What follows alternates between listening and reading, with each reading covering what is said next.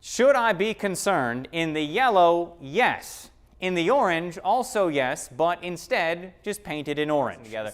But how cold was it?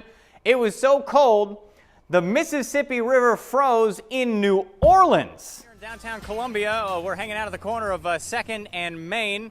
Really easy to figure out where I am. Street signs right behind where the camera is. Stacks of paper We're here. using a lot of paper in the office. There's a lot of trees that paid their life to bring good football to folks at home. It is the Pine Belt. So we got plenty of trees. Plenty of trees. But you know, you can really funnel and almost double or even triple sometimes wind speeds when you get in between buildings like so that. They've had spotters see this. They've had radar confirm this.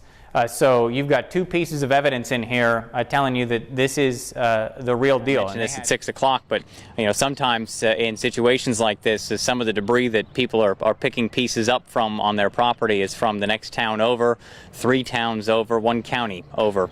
Not quite as big as the one last week, maybe not quite as pronounced as it was a couple of minutes ago. But the National Weather Service still noting that this is a large and extremely dangerous tornado on convection in here. Watch this. Whoop, there it comes right there.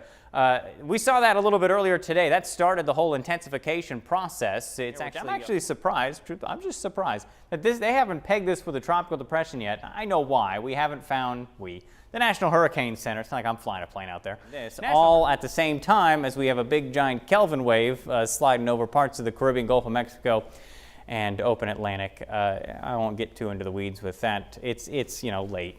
We don't have time to science that much. But just do know, folks, we'll be here all night long keeping tabs on things. If anything does change overnight, we'll be right here to keep you and your family safe. Have a good night.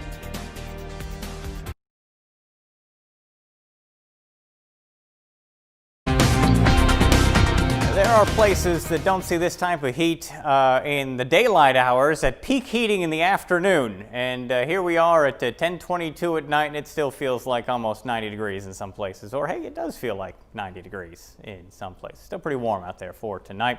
Nothing doing on the radar. All the rain continues to be across parts of Alabama. So our chance for rain, I think, shows up tomorrow, given the fact that we were so dry today. Quick peek into the tropics. Still nothing doing in the Gulf of Mexico. Still have all that convection down near Latin America, Central America here.